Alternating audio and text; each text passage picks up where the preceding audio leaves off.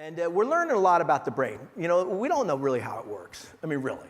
Okay, we're trying. You know, one thing I asked one of the top neurosurgeons is, hey, how do you create a habit? How long does it take to form a habit? He goes, John, you're asking the wrong question. He says, what you really need to ask are, what are you trying to do? See, it differs. It varies. So, you know, you want to have a glass of water every morning. I do. It's healthy, right? So I put a glass of water by my bed. You know, it takes about 7 to 21 days. We don't know. You'll start to have a habit. You want to do something complex, like these maneuvers that I was flying, or a tuck over roll where you're upside down, 240-degree roll. You see the rivets of your teammate. That's over 1,000 times before you can get this muscle memory, this unconscious competence can kick in, right? But what we're learning is this number 65 is an interesting number, okay? Every time I snap my fingers, 65 frames hit your eyeballs. None of us in this room can actually multitask. Human brain cannot focus on 2 things at one time. But because you get 65 chances a second, you think you are. But you're doing exactly what I'm doing. What's my 3-mile checkpoint? What's my 2-mile checkpoint? What's my 1-mile checkpoint? So there's a way that you can focus your brain.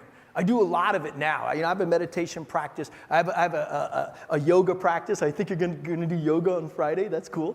I wish I was here. I'd do it with you, okay? You know, I have ways to do that, right? But you can learn. You can train your brain. You can train your brain. So let me give you an example of one. Let's make this real, because I love, Fabrice, that it's not just about business. I love that this is about personal. So I like to wake up happy. Anybody in this room also like to wake up happy? Okay, cool. You know, here's the question. Do you? You know, do you wake up happy every single day? Do me a favor. Check the first conscious thought that hits your brain tomorrow morning. See if it's a happy thought. Now, I think it's probably a pretty good chance, because look at where you are, okay? Look at the team you're around. Look at what's been prepared for you. But do this. Check it for the next 65 days in a row.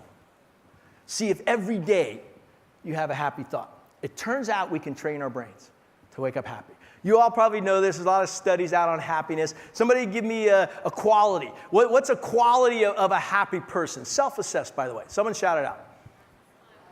Yeah, smile. I love that. You know, smiling definitely, it works. All right? They've done studies that actually do the opposite. You know, when you get angry, you want to kill yourself faster, get angry.